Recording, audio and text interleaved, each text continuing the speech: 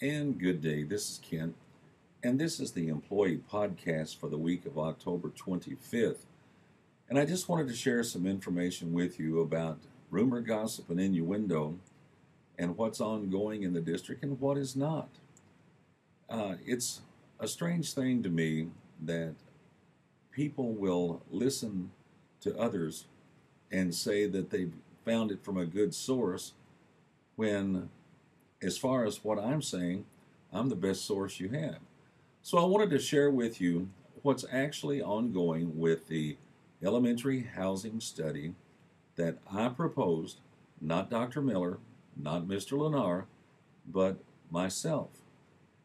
Last night, Mr. Lennar and I had talked about previously a scope of services outline, and Mr. Lennar provided a scope of services for the school housing review. I appreciate Ms. Jensen for being there. And it's an elementary K-5 study that we put forth 6 areas. And Ms. Julian wanted to clarify one part with curriculum, which I thought was very appropriate. The first bullet was district provided enrollment projections. The second bullet was facility review, which would include the number of teaching stations available versus needed, utility cost per building, technology changes. The third bullet, staffing needs, administrative clerical needs, classroom and other teaching assignments and other support staff, such as custodial, parents, noon hour, food service. The fourth bullet, transportation, redistricting and routing costs. The fifth bullet, community input from township, village officials, teaching staff, parent groups, senior citizens, citizens as a whole.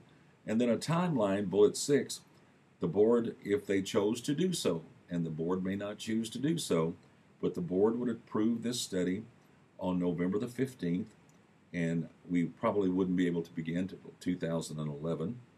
And I'm hopeful it would be able to be completed by the end of March, mid-April, and that would be the completion of the study, the review.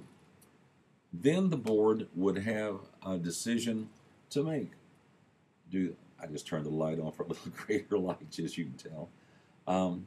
The board would have a decision to make.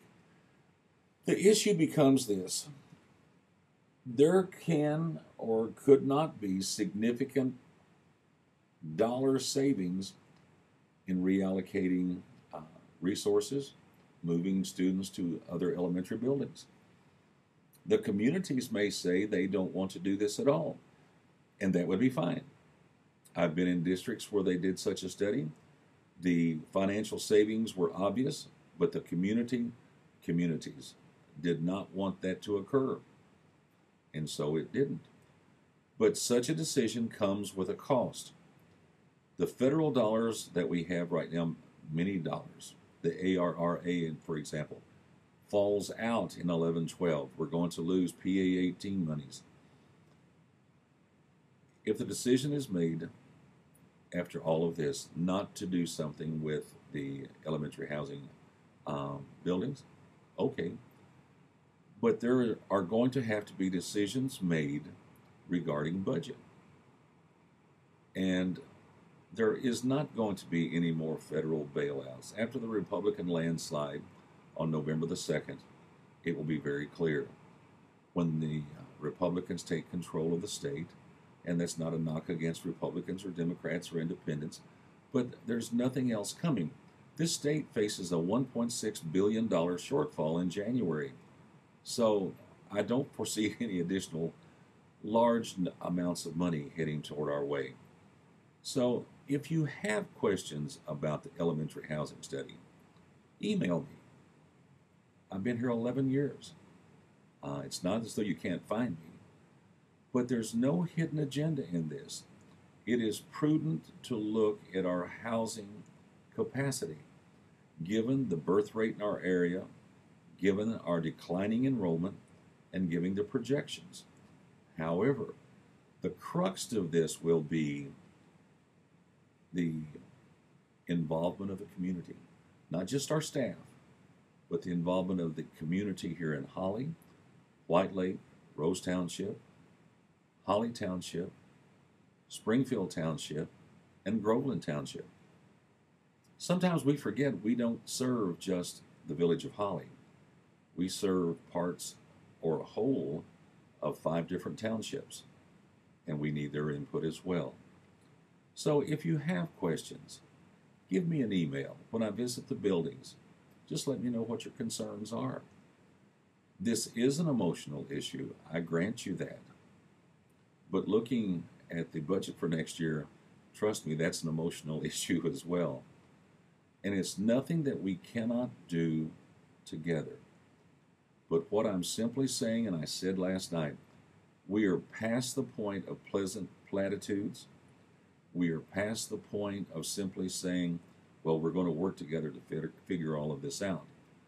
Now's the time the rubber is going to hit the road, and we need to plan now. And I'm simply saying, if the board and the communities, after all of this is done, choose not to do something with elementary housing, so be it.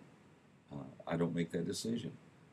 But then we can't say, or we can always say that we tried to look at everything that we could. I think it would be imprudent for us not to look at elementary housing. We have one high school and one middle school, so obviously we're not going to be closing or doing any substantive reduction in those buildings. So if you have questions, give me an email, as always, when I visit the buildings. If you would like me to come and talk with your specific buildings PTA, your faculty, at your faculty meetings, I'd be glad to do so.